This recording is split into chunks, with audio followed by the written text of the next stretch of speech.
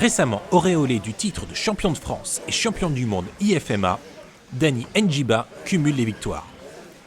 Alors qu'il remonte sur le ring samedi 31 octobre pour le Showtime d'Aubervilliers, nous avons suivi Danny pendant sa préparation au Palais des Sports de Puteaux. J'ai commencé par la kick, j'en ai fait 2 ans, après je me suis arrêté et j'ai repris là il y a 5 ou 6 ans, j'ai repris le Muay Thai et à fond la caisse, sans lâcher. J'aime ce sport. Ce palmarès est construit dans la motivation et la rigueur. Je m'entraînais tous les jours, je voulais vraiment faire quelque chose. La première chose que j'ai demandé à mon coach quand je suis arrivé à son cours, c'est est-ce qu'on peut vivre de ça? Il m'a clairement expliqué que le Muay Thai c'était un peu difficile, d'avoir un job à côté. Bon, j'ai quand même pas lâché, j'ai poursuivi ce que je voulais faire.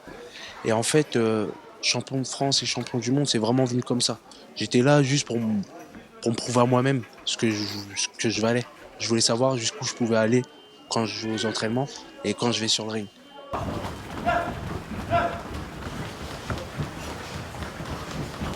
je suis dans la dernière semaine. On termine un peu fort. Ça va se calmer vers mercredi. On va récupérer. Entre les différentes séances de cardio, il reste quelques petits ajustements à faire, sans oublier les répétitifs shadow. Oui, là, j'ai pensé à mon adversaire, j'ai pensé à certains coups qu'il allait m'envoyer en fonction de moi, ce que j'envoyais. Et voilà quoi. Après, c'est jour J, bam, faut que ça sorte. Ce que tu fais en shadow, tu vas le refaire parce que ça enregistre automatique. En fait, ton cerveau il enregistre les mouvements. Et à force de les répéter, eh ben, c'est ce que tu fais inconsciemment sur le ring. Il est comme le Suédois en Coupe du Monde. Il est un peu plus grand. Un peu plus grand que le Suédois. Ok. Troisième reprise, il y a plus rien qui fait. Recule. Et donc la première étape, comme je disais, c'est le régime. Après la deuxième, pour moi, c'est le mental. Parce qu'il faut préparer le combat. Tu sais que tu vas rencontrer quelqu'un, il t'a rien fait.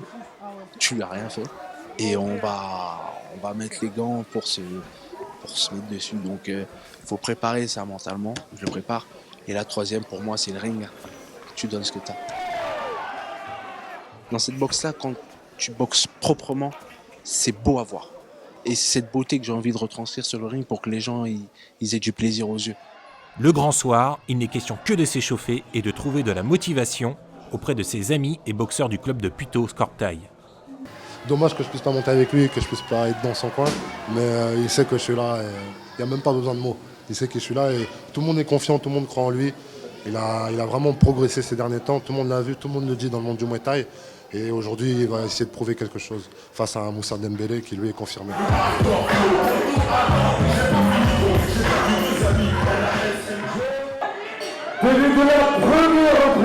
Et c'est au corps à corps que Danny bat Moussa Dembélé sur décision unanime des juges. Bah, il avait l'expérience quoi. Mais après, j'ai commencé à comprendre au troisième round son jeu. C'était que à chaque début de round, pendant au moins 30 secondes, 1 minute, il mettait la pression. Et après, dès que je répliquais, sa fougue, elle était finie quoi. Donc un combat très dur, mais je suis content de la victoire.